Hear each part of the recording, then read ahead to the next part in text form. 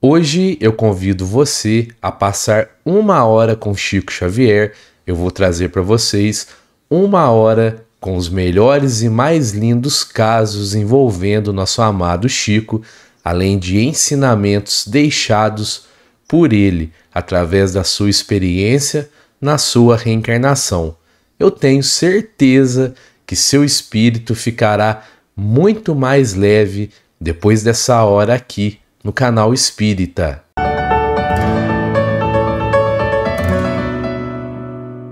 Fala, meus amigos, minhas amigas, eu sou o professor Luiz Fernando Amaral. Muito legal ter você comigo mais uma vez aqui no canal Espírita. Bom, pessoal, só para esclarecer vocês, esse é um compilado, casos encontrados em vários livros do nosso amado Chico, livros de amigos dele e de algumas biografias também. E na primeira parte do vídeo eu trago para vocês casos contados por amigos do Chico e na segunda parte do vídeo casos contados pelo próprio Chico, além de alguns pensamentos e reflexões do médium. E eu queria pedir para você se inscrever aqui no canal, ativar o sininho das notificações, dá um joinha aqui nesse vídeo, compartilha, comenta, pois assim você estará ajudando na divulgação da doutrina espírita, e divulgar a doutrina espírita também é um ato de caridade.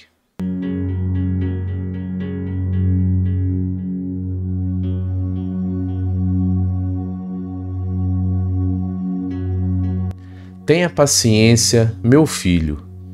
Quando Dona Maria João de Deus desencarnou, em 29 de setembro de 1915, Chico Xavier, um de seus 9 filhos, foi entregue aos cuidados de Dona Rita de Cássia, velha amiga e madrinha da criança. Dona Rita, porém, era obsediada e, por qualquer bagatela, se destemperava irritadiça. Assim é que o Chico passou a suportar por dias várias surras de vara de marmelo, recebendo ainda a penetração de pontas de garfos no ventre, porque a neurastênica e perversa senhora inventara esse estranho processo de torturar. O garoto chorava muito, permanecendo horas e horas com os garfos dependurados na carne sanguinolenta e corria para o quintal, a fim de desabafar-se, porque a madrinha repetia nervosa: "Este menino tem o diabo no corpo." Um dia, lembrou-se a criança de que sua mãezinha orava sempre, todos os dias, ensinando-o a elevar o pensamento a Jesus, e sentiu falta da prece que não encontrava em seu novo lar.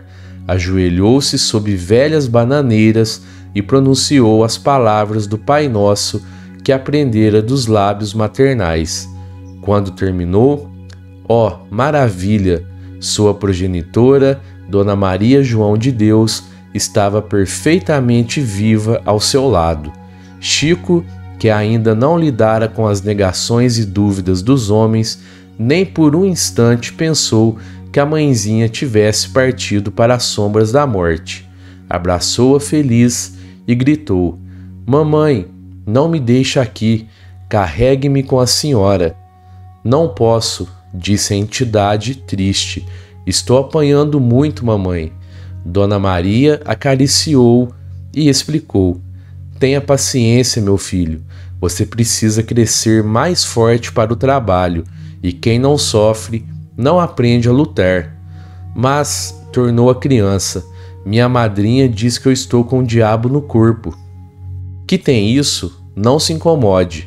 Tudo passa, e se você não mais reclamar, se você tiver paciência, Jesus ajudará para que estejamos sempre juntos." Em seguida, desapareceu. O pequeno, aflito, chamou-a em vão. Desde esse dia, no entanto, passou a receber o contato de varas e garfos sem revolta e sem lágrimas. "Chico é tão cínico", dizia Dona Rita, exasperada, "que não chora nem mesmo a pescoção." Porque a criança explicasse ter a alegria de ver sua mãe sempre que recebia as surras, sem chorar, o pessoal doméstico passou a dizer que ele era um menino aluado, e diariamente, à tarde, com os vergões na pele e com o sangue a correr-lhe em pequeninos filetes do ventre, o pequeno seguia, de olhos enxutos e brilhantes, para o quintal, a fim de reencontrar a mãezinha querida, sob as velhas árvores, vendo-a e ouvindo-a depois da oração. Assim, começou a luta espiritual do médium extraordinário que conhecemos. Você foi só pro cruzeiro. Quando começou a ganhar projeção nacional, já nos anos 1940, Chico Xavier foi procurado por um dos repórteres mais implacáveis da época, David Nasser, da revista O Cruzeiro, publicação que chegava a vender mais de 1 milhão de exemplares por edição. O repórter desembarcou em Pedro Leopoldo, acompanhado pelo fotógrafo Jean Manzon, decidido a desmascarar a fraude mineira, o matuto que imitava o estilo de poetas mortos como Olavo Bilac e Augusto dos Anjos e de jornalistas célebres como Humberto de Campos, morto pouco tempo antes. Cansado de ser alvo da desconfiança e da curiosidade dos repórteres, Chico tentou escapar da entrevista a todo custo, mas foi vencido por um artifício usado por Nasser. O repórter enrolou a língua, começou a falar num francês arrastado e, com a ajuda de seu partner estrangeiro, Jean Manzon, convenceu Chico de que eles tinham vindo de muito longe, de Paris, só para entrevistá-lo. Não poderiam voltar de mãos abanando. Por que você está chorando? Porque é muita humilhação, uma vergonha, um vexame. Emmanuel encerrou a choradeira com um trocadilho. Jesus foi para a cruz, Chico. Você foi só para o cruzeiro. Morra com educação. Principal divulgador da sobrevivência do espírito e da vida depois da morte aqui no Brasil, Chico tinha medo de avião e adorava contar para os amigos os bastidores de uma de suas viagens aéreas, de Uberaba a Belo Horizonte, no longínquo ano de 1958. No meio da viagem, o tempo fechou e o avião começou a trepidar violentamente. O comandante saiu da cabine e explicou para os passageiros. Era um vento de cauda e logo iria passar. Em breve, ele afirmou, todos chegariam ao destino são e salvos. Alguém completou irritado, só se for ao outro mundo. O avião sacudia, virava de um lado para o outro, parecia prestes a despencar.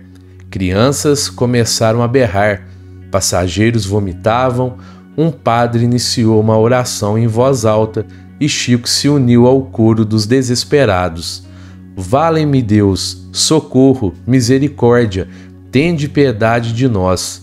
Quando o padre reconheceu o líder espírita a poucas poltronas de distância, interrompeu as preces e anunciou: o Chico Xavier está aqui conosco, ele é médium e está rezando com a gente. Chico gritou do outro lado: graças a Deus, padre, eu também estou orando, vale-me Deus. Quando a situação já estava fora de controle há quase 10 minutos, Chico viu Emmanuel entrar no avião e se aproximar. Queria saber o motivo de tanta gritaria. Chico tinha uma dúvida urgente. Não estamos em perigo? O guia foi seco. Estão. E daí? Não tem muita gente em perigo no mundo? Vocês não são privilegiados. Chico nem pensou duas vezes. Está bem, estamos em perigo, vou gritar. Vale-me Deus, socorro, meu Deus. O desespero de Chico levou os passageiros ao... Perdão, gente. O desespero de Chico levou os passageiros ao pânico. Se Chico, que tinha contato direto com outro mundo, estava tão desesperado, não havia dúvidas, o avião ia cair. Estavam todos mortos. Emmanuel perdeu a paciência. Chico, cale a boca para não afligir a cabeça dos outros. Morra com fé em Deus, morra com educação. Quando Emanuel virou as costas, Chico ainda resmungava: quero saber como alguém pode morrer com educação, e continuou a gritar. O valor da oração. A madrinha do Chico, por vezes, passava tempos entregue à obsessão. Assim é que, nessas frases, a exasperação dela era mais forte.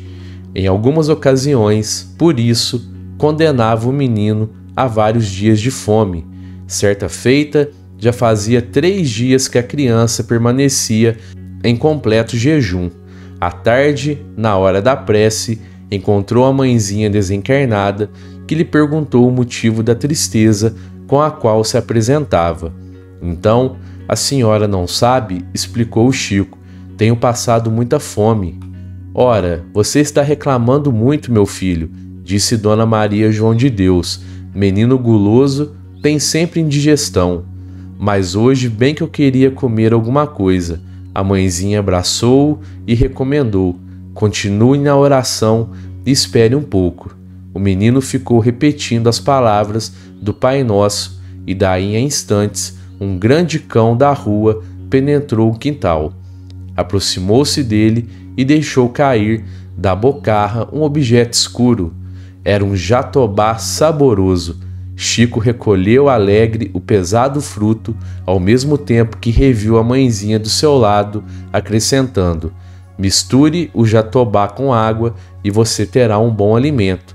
E, despedindo-se da criança, acentuou: como você observa, meu filho, quando oramos com fé viva, até um cão pode nos ajudar em nome do Jesus. Eu ia me matar. O calor era insuportável dentro da caixa de ferro, uma sala de metal quase tão sufocante quanto um container. Foi o espaço reservado para minha palestra numa feira de livros em Brasília. Na plateia, cerca de 20 pessoas, lotação esgotada. Quando comecei a falar sobre o livro As Vidas de Chico Xavier, o microfone, que parecia totalmente desnecessário, falhou e o som de um show de pagode, promovido num palco ao lado, invadiu o recinto no volume máximo. Precisei berrar 40 minutos seguidos para ser ouvido. Porque um jornalista cético como eu decidiu escrever a biografia de Chico Xavier? Como foram meus primeiros contatos com o médium mineiro? O que mais me impressionou durante as investigações? Eu mudei? Gritei meu depoimento até ficar rouco, um tanto arrependido por ter aceitado o convite para o evento. No final do falatório, uma jovem, acompanhada por uma amiga, se aproximou. Vim lá de Taguatinga, cidade satélite de Brasília, só para dizer o seguinte: eu ia me matar. Li a biografia do Chico e desisti. Estou aqui para agradecer. Foi um choque. Nem me lembro direito da minha reação. Demorei algum tempo para entender que não foi meu livro que salvou a vida da leitora, foi a vida de Chico Xavier, a trajetória impressionante construída por ele. E que trajetória essa? É a história ou saga de um homem simples, pobre, mulato, filho de pais analfabetos, nascido no interior de Minas, que primeiro torna-se um escândalo nacional ao passar para o papel, de olhos fechados, mensagens assinadas por mortos ilustres ou anônimos e que, com o tempo, depois de muita perseguição, humilhação, desconfiança, transforma-se num ídolo popular. Chico nunca desistiu, foi em frente apesar de tudo. A leitora encontrou nessa trajetória um sentido para a própria vida. O Anjo Bom. 2 anos de surras incessantes. 2 anos viver o Chico junto da madrinha.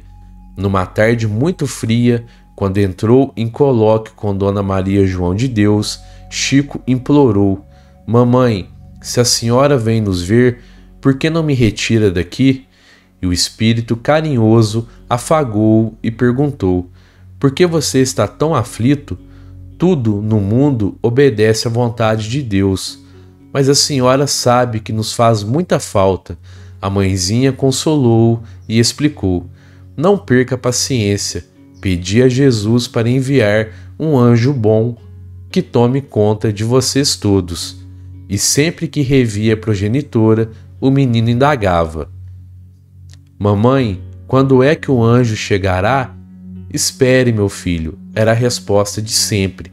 Decorridos 2 meses, o senhor João Cândido Xavier resolveu casar-se em segundas núpcias, e Dona Cidália Batista, a segunda esposa, reclamou os filhos de Dona Maria João de Deus, que se achavam espalhados em casas diversas.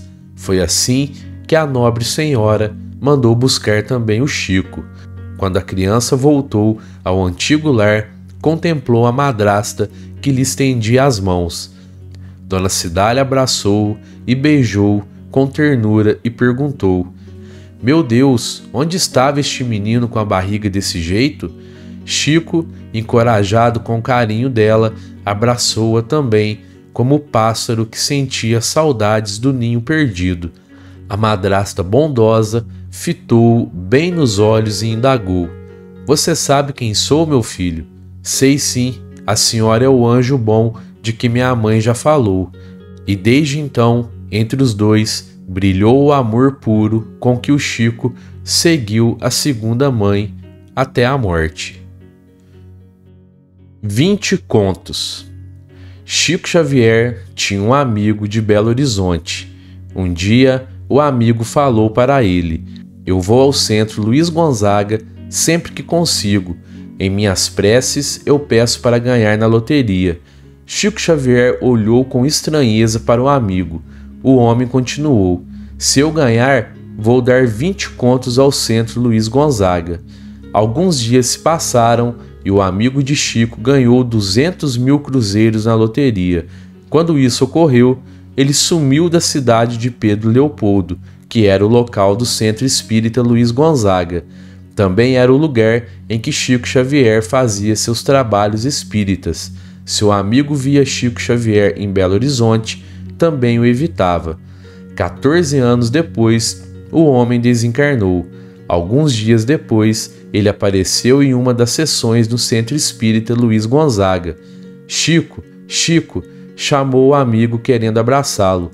Preciso pagar minha dívida e vim trazer o dinheiro. Fique calmo, amigo, agora é tarde, respondeu Chico Xavier. Não se preocupe, sua fortuna está em outras mãos. Por quê? Quis saber o amigo. O dinheiro é meu. Já foi, meu irmão. Você está desencarnado, informou o médium. O amigo de Chico gritou e chorou. E agora, o que eu faço? Perguntou o amigo. Chico Xavier respondeu: esqueça da terra. Todos nós somos devedores de Jesus.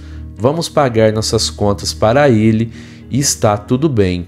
E, amparado pelos espíritos de luz do Centro Espírita Luiz Gonzaga, o amigo de Chico Xavier foi retirado ainda chorando.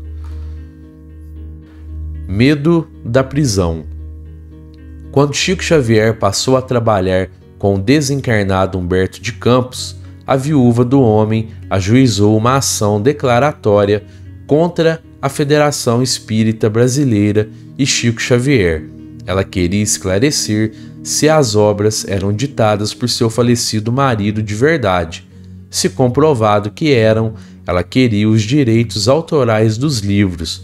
Humberto de Campos foi um famoso jornalista, político e escritor brasileiro.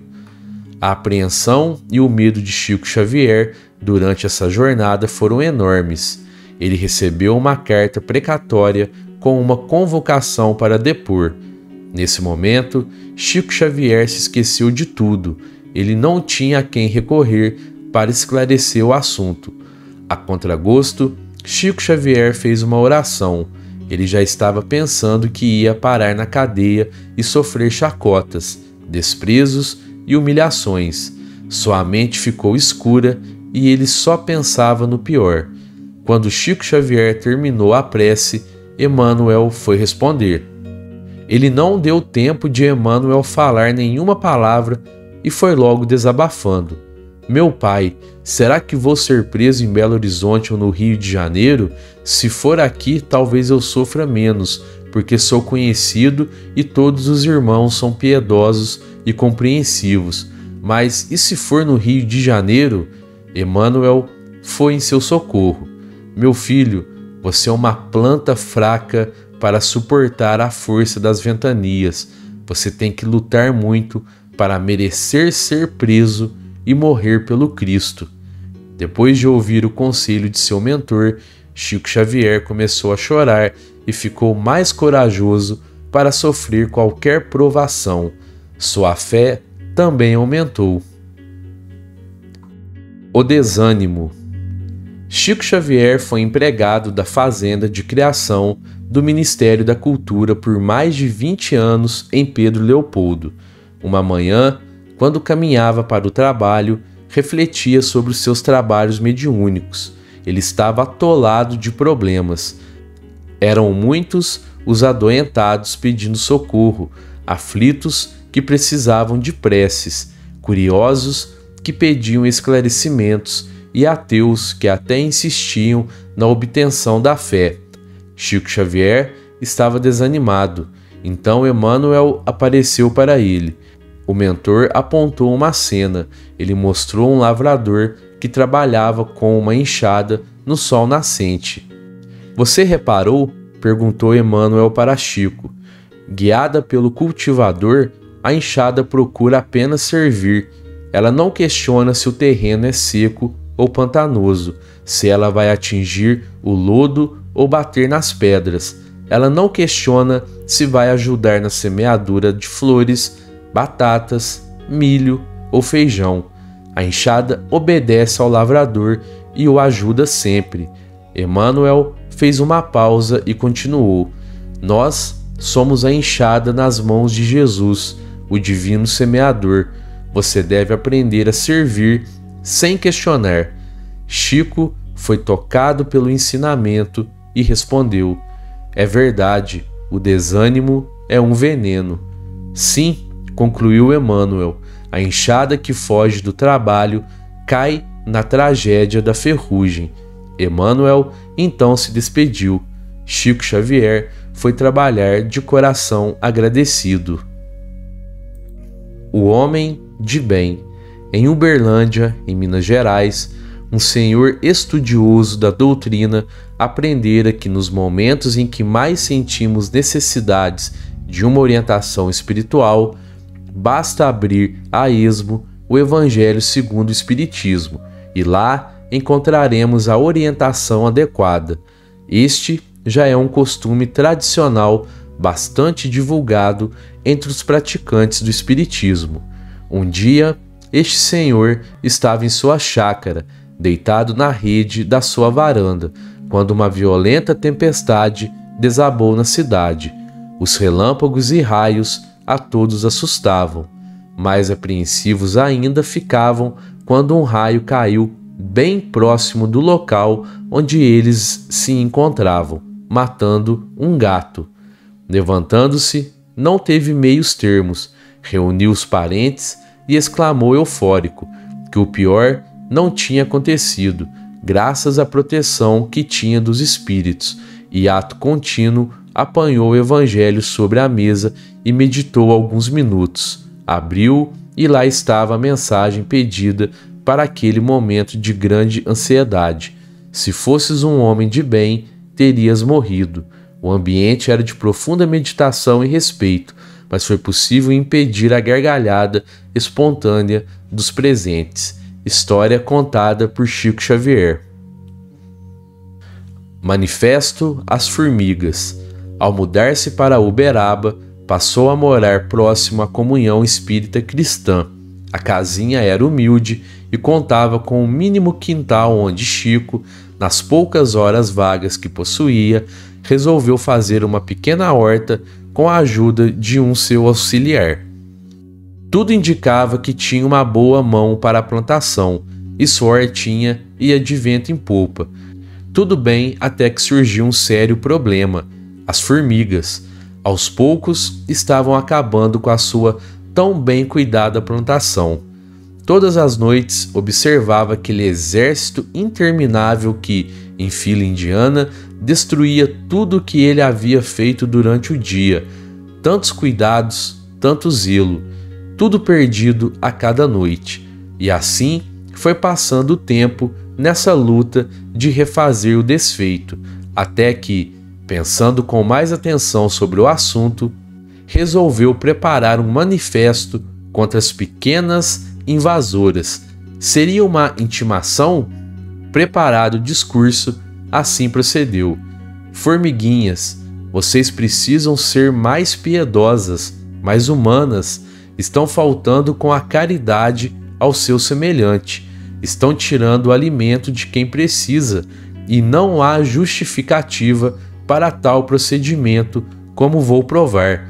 Vejam que ao lado desta modesta horta, e apontou, tem um enorme terreno todo plantado das mais variadas gramíneas, uma grande mata que a natureza colocou à disposição de todos que necessitarem de alguma coisa. Mudem-se e nos deixem em paz. Caso contrário, se isto não ocorrer dentro de 3 dias, tomarei enérgicas providências. Pois bem, não foram necessários os 3 dias. Na noite seguinte, não se via mais o exército invasor, só restando um único soldadinho. Quando perguntamos a causa de ter aquela formiguinha permanecido, após a debandada geral, ele nos disse: a que ficou era subversiva. Aposentadoria. Sua aposentadoria no Serviço Público Federal pelo Ministério da Agricultura, como escriturário nível 8, ocorreu no dia 17 de janeiro de 1961, quando tinha 50 anos de idade, depois de servir durante 28 anos consecutivos. Funcionário exemplar, amigo de seus colegas e chefes, Chico deixou grande saudade ao se retirar. O mais interessante é que sua simplicidade no trato com as pessoas e seu trabalho material jamais foram afetados pela fama que já gozava no campo espiritual em todo o país. A causa de sua aposentadoria foi a enfermidade incurável dos olhos, que vem de longa data se agravando paulatinamente, acabando por impedi-lo de prosseguir em sua carreira de escriturário. Embora afirme que todo aposentado está em férias permanente, no campo espiritual prossegue trabalhando em dobro, sempre com o mesmo entusiasmo. Até hoje Emmanuel não o aposentou. Ao que parece, no além não existem as mazelas que temos aqui. O veterinário para curar seus olhos. Certa noite, após atender centenas de pessoas no Centro Espírita Luiz Gonzaga, Chico Xavier sentiu uma de suas vistas prejudicada. Chegava mesmo a sangrar.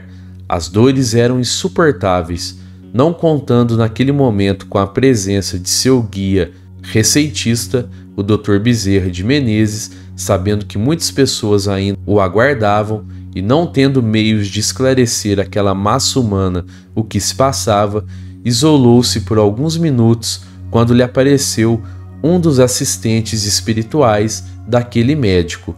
Ao vê-lo, não pediu, implorou: Irmão Antônio Flores, você que é um dos abnegados e sinceros pupilos do Dr. Bezerra, peça-lhe um remédio para os meus olhos, pois sofro muito. Atendendo ao seu pedido, o bondoso irmão partiu, prometendo interceder por ele.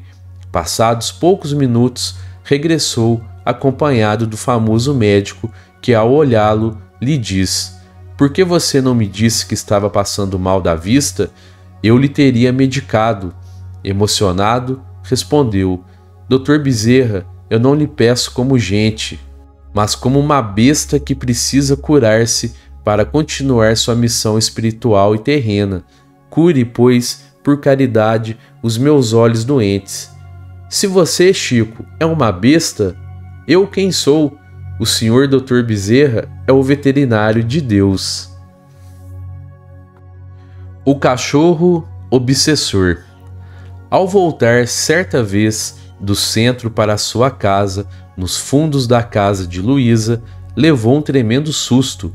Um cachorrão, ao que parece um Doberman preto, pulou-lhe no peito e, com as patas em cima dele, assim permaneceu. Assustado, pensou que a morte acabara de chegar. Gelado e sem cor, imóvel e sem ter a quem recorrer, já que eram 3 horas da madrugada, só teve um pensamento: dialogar com o cachorrão. Irmão, se você estiver com fome, tenho carne na geladeira de minha irmã. Vamos para casa. Não me machuque, porque eu tenho ainda uma missão a cumprir. Como que ouvindo seus apelos, o cachorrão tirou-lhe as patas do peito e seguiu, arrastando uma corrente grossa que pendia da coleira. Chegando à casa da irmã, foi direto à geladeira, mas, ao ouvir aquele barulho na copa, aquele arrastar de corrente, Luísa, de seu quarto, perguntou alto: Chico, é você? Que barulho é este de corrente arrastando por aí? Ele tranquilamente respondeu: Luísa, não se preocupe, é um obsessor que me acompanhou e está acorrentado. Fique calma, estou a doutriná-lo. Após dar 2 quilos de carne, disse ao cão: Agora vá embora, meu irmão. Preciso dormir. Deixe-me em paz. Obediente, o cachorro saiu porta fora e ele, num desabafo, exclamou: Vá com Deus, meu querido irmão. Você me deu tantos anos de vida.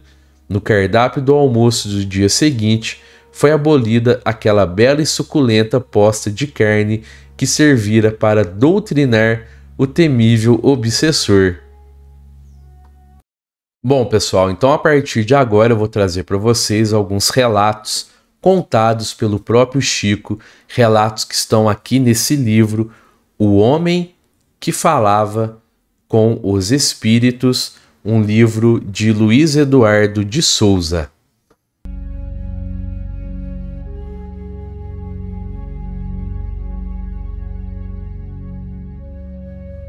Sobre a morte da mãe. Ao perder minha mãe aos 5 janeiros de idade, conforme os próprios ensinamentos dela, acreditei nele, na certeza de que ele me sustentaria, conduzido a uma casa estranha, na qual conheceria muitas dificuldades para continuar vivendo. Lembrava-me dele na convicção de que era um amigo poderoso e compassivo que me enviaria recursos de resistência, e ao ver minha mãe desencarnada pela primeira vez, com o cérebro infantil sem qualquer conhecimento dos conflitos religiosos que dividem a humanidade, pedi a ela que me abençoasse segundo nosso hábito em família, e lembro-me perfeitamente de que perguntei: Mamãe, foi Jesus que mandou a senhora nos buscar? Ela sorriu e respondeu: Foi sim, mas Jesus deseja que vocês, os meus filhos espalhados, ainda fiquem me esperando. Aceitei o que ela dizia, embora chorasse, porque a referência a Jesus me tranquilizava. Quando meu pai se casou pela 2ª vez e minha segunda mãe mandou me buscar para junto dela, notando-lhe a bondade natural, indaguei: Foi Jesus quem enviou a senhora para nos reunir? Ela me disse: Chico, isso eu não sei.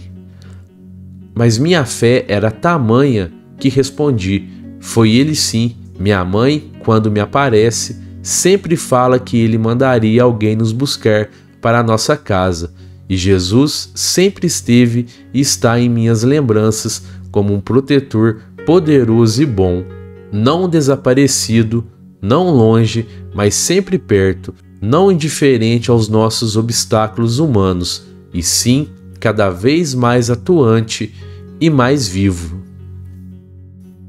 Sobre as dificuldades financeiras. Passei fome, passei frio. Em Pedro Leopoldo sempre fez muito frio, ventava muito. A nossa casa não era forrada. Às vezes a gente não tinha o que comer, era somente uma panela no fogão. Mas ninguém em casa morreu por causa das privações que passávamos. A gente comia só arroz e chuchu, de vez em quando uma mandioca ou ovo. Carne era muito difícil. Caso tivéssemos tido muita comida em casa, eu iria me empanturrar, pois sempre gostei de comer. Como seria capaz de dar comunicações de espíritos com a minha barriga cheia se me sobravam somente os horários do almoço para escrever? Penso que tudo o que passei na vida tinha uma razão de ser. O meio aparentemente adverso em que renasci foi-me de grande valia para cumprir minha missão. Agradeço todas as dificuldades que enfrentei. Não fosse por elas, eu não teria saído do lugar. As facilidades nos impedem de caminhar. Mesmo as críticas nos auxiliam muito. Sobre as suas doenças. Quando eu estava para me operar, em 1968, de um tumor na próstata, o Zé Arigó mandou-me avisar que ele estava pronto para realizar a operação espiritual. Eu lhe respondi: como é que eu ficaria diante de tanto sofredor que me procura e que vai a caminho do bisturi, como o boi vai para o matadouro? E eu, sabendo disso, vou querer facilidades? Eu tenho é que me operar como os outros, sofrendo como eles. Graças a Deus, eu não recebo privilégio algum. A mediunidade não é minha e eu não sou melhor do que ninguém. Essa vida tão longa e tão difícil é um ensinamento de que necessito, porque se eu chegar à vida espiritual, breve como espero, e um instrutor me perguntar: Chico, você nunca teve moléstia grave e que durasse longo tempo? Eu vou responder: sim, fiz 80 anos e recordo que nesta época começou a defasagem do meu corpo físico, mas isso é muito natural em qualquer pessoa, especialmente na pessoa idosa.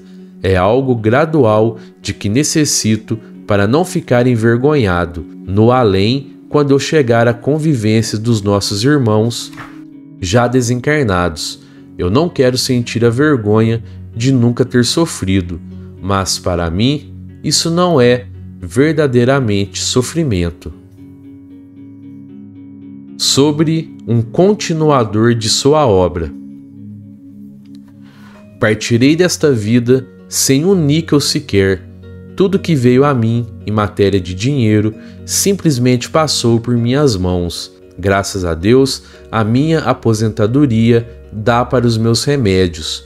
Roupas, os amigos, quando acham que eu estou mal vestido, me doam. Sapatos, eu custo a gastar um par. Em casa, a nossa comida é simples.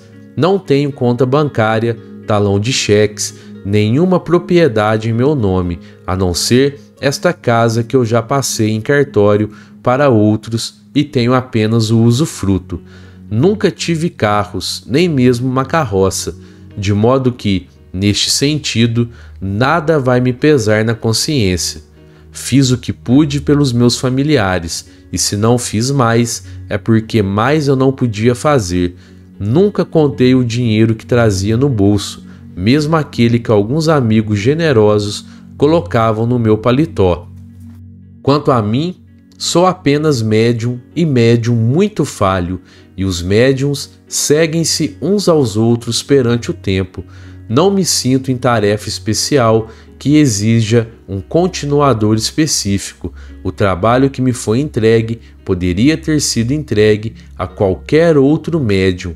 Eu não receio ter necessidade de ter um substituto, pois me sinto como uma grama. Quando uma desaparece, outra vai surgindo. Um iluminado? Não, uma tomada entre dois mundos. Porta-voz de Deus? Uma besta encarregada de transportar documento dos espíritos. Apóstolo? Não, Cisco Xavier. Sucessores? Morre um capim, nasce outro. Ao completar 40 anos de mediunidade. Estes 40 anos de mediunidade passaram para o meu coração como se fosse um sonho bom. Foram 40 anos de muita alegria, em cujos caminhos, feitos de minutos e de horas e dias só encontrei benefícios, felicidade, esperanças, otimismo, encorajamento da parte de todos aqueles que o Senhor me concedeu, dos familiares, irmãos, amigos e companheiros. 40 anos de felicidade que agradeço a Deus em vossos corações, porque sinto que Deus me os concedeu nos vossos corações, que representam outros muitos corações que estão ausentes de nós.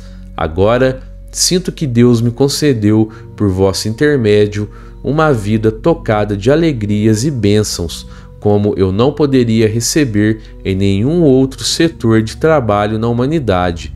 Beijo-vos, assim, as mãos, os corações. Quanto ao livro, devo dizer que, certa feita, há muitos anos, procurando o contato com o espírito de nosso benfeitor Emmanuel, ao pé de uma velha represa, na terra que me deu berço na presente encarnação, muitas vezes chegava ao sítio pela manhã antes do amanhecer, e quando o dia vinha de novo, fosse com sol, fosse com chuva, lá estava, não muito longe de mim, um pequeno charco. Esse charco, pouco a pouco, se encheu de flores, pela misericórdia de Deus, naturalmente, e muitas almas boas, corações queridos, que passavam pelo mesmo caminho em que nós orávamos, colhiam essas flores e as levavam consigo com transporte de alegria e encantamento, enquanto que o charco era sempre o mesmo charco, naturalmente, esperando também pela misericórdia de Deus para se transformar em terra proveitosa e mais útil. Creio que nesses momentos em que ouço as palavras desses corações maravilhosos que usaram o verbo para comentar o aparecimento desses 100 livros, agora 102 livros, lembro este quadro que nunca me saiu da memória, para declarar-vos que me sinto na condição do charco que, pela misericórdia de Deus, um dia recebeu essas flores, que são os livros e que pertencem muito mais a vós outros do que a mim. Rogo, assim, a todos os companheiros que me ajudem por meio da oração, para que a luta natural da vida possa drenar a terra pantanosa que ainda sou, na intimidade do meu coração, para que eu possa um dia servir a Deus de conformidade com os deveres que a sua infinita misericórdia me traçou, e peço então permissão em sinal de agradecimento, já que não tenho palavras para exprimir a minha gratidão. Peço-vos a todos licença para encerrar a minha palavra despretensiosa com a oração que nosso Senhor Jesus Cristo nos legou. Sobre escrever um livro não psicografado. Quando ouvimos o Espírito Emmanuel pela primeira vez e que ele nos fez compreender a importância do assunto, nós nos informamos com ele de que, em outras vidas, abusamos muito da inteligência, nós em pessoa, e que nesta consagraríamos as nossas forças para estar com ele na mediunidade, nos serviços do nosso Senhor Jesus Cristo, no Espiritismo, e por isso mesmo coloquei minha vida nas mãos de Jesus e nas mãos dos bons espíritos. Creio que, se fosse escrever, conseguiria escrever alguma coisa, mesmo porque depois de 40 anos de livros mediúnicos, seria impossível que eu não pudesse traçar algumas páginas, mas renuncio a isto porque considero a imensa significação dos trabalhos dos bons espíritos por nosso intermédio. Não vemos nenhum proveito com a nossa intromissão na obra deles. Respeitamo-la como todos aqueles que se beneficiam dos livros deles. Sabemos que os livros não são nossos. Quanto mais avança o nosso tempo de idade física na Terra, mais reconhecemos que a nossa pequenez é cada vez mais reconhecível, mais identificável, e que a bondade dos bons espíritos é sempre mais ampla em se tratando do meu caso pessoal, que não mereço absolutamente a consideração deles. Então eu devo declarar de público que, embora eu nada tenha para dar, como um animal que vai a uma carroça para cooperar na distribuição, vamos dizer, de cartas ou de medicamentos ou de certos benefícios ou de algumas utilidades, eu aceitei como um animal o servo com os bons espíritos e peço a Deus que me dê a felicidade de desencarnar nessa função. Sobre o início do trabalho mediúnico. Era uma noite quase gelada e os companheiros que se acomodavam junto à mesa me seguiram os movimentos do braço, curiosos e comovidos. A sala não era grande, mas no começo da primeira transmissão de um comunicado do mais além, por meu intermédio, senti-me fora de meu próprio corpo, embora junto dele. No entanto, ao passo que o mensageiro escrevia as 17 páginas que nos dedicou, minha visão habitual experimentou significativa alteração. As paredes que nos limitavam espaço desapareceram, o telhado como que se desfez e, fixando o olhar no alto, podia ver estrelas que tremeluziam no escuro da noite. Entretanto, relanceando o olhar no ambiente, notei que toda uma assembleia de entidades amigas me fitavam com simpatia e bondade, em cuja expressão adivinhava, por telepatia espontânea, que me encorajavam em silêncio para o trabalho a ser realizado, sobretudo animando-me para que nada receasse quanto ao caminho a percorrer. Sobre as dificuldades no início do trabalho mediúnico. Muitas vezes me senti num labirinto, ignorando como sair dele. Eram visões e vozes que se confundiam comigo no centro de semelhantes distonias. Digo ao seu coração amigo que atualmente, muitas vezes, me admiro de ter papel, tinta e lápis ao meu dispor. Em muitas ocasiões, antes do progresso que desfrutamos agora, depois de longa mensagem que eu escrevi à mão para enviar a FEB, no Rio, surgiam ventos súbitos que penetravam por alguma janela e se concentravam em redemoinhos sobre o tinteiro de que me servia, espalhando a tinta sobre o trabalho que me custara enorme esforço, anulando-me o serviço, por vezes efetuando com os minutos possíveis de noites seguidas. Em momentos outros, eram crianças de minha própria família que se valiam da minha ausência de instantes para rasgarem os papéis escritos. Sempre me vi defrontado por forças adversas que me testaram em tudo o que recebia nas mensagens de nossos amigos da vida superior. Dificuldades em receber certas mensagens. Em 1931, quando eu ia fazer 21 anos, o espírito de Augusto dos Anjos sentia muita dificuldade em escrever por meu intermédio. Nesse tempo, eu trabalhava no armazém e esse armazém me dava também serviço para cuidar de uma horta muito grande com plantações de alho, porque o alho na região em que nasci é um fator econômico de grande importância. Então, depois das 6 da tarde, para mim era um prazer fazer a rega dos canteiros de alho e os espíritos começavam a conversar comigo.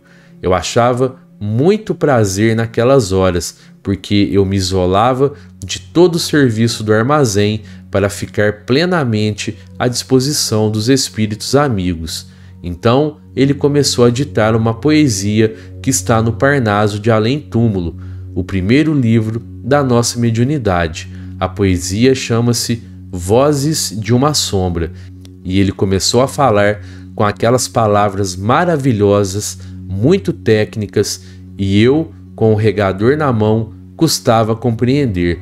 E ele falava e falava, que gostava de escrever no campo e que aquela hora era uma hora em que queria ditar para que eu ouvisse, para poder compreender na hora de escrever, porque muitas vezes também escrevo como médium ouvinte e eu senti aquela dificuldade. Então ele falou assim comigo: olha, você quer saber de uma coisa? Eu vou escrever o que eu puder, mas a sua cabeça não aguenta mesmo. E a poesia está no livro, mas só o que ele pôde. Mas era muito mais, era uma beleza. Ele falava de fótons, de mundos, de galáxias. Quem era eu para entender aquilo? Eu que estava regando canteiros de alho. Sobre respeitar outras religiões. Nunca quis mudar a religião de ninguém, porque positivamente não acredito que a religião A seja melhor que a religião B. Nas origens de toda religião cristã está o pensamento de nosso Senhor Jesus Cristo. Se Allan Kardec tivesse escrito que fora do espiritismo não há salvação, eu teria ido por outro caminho. Graças a Deus, ele escreveu: fora da caridade, ou seja, fora do amor, não há salvação.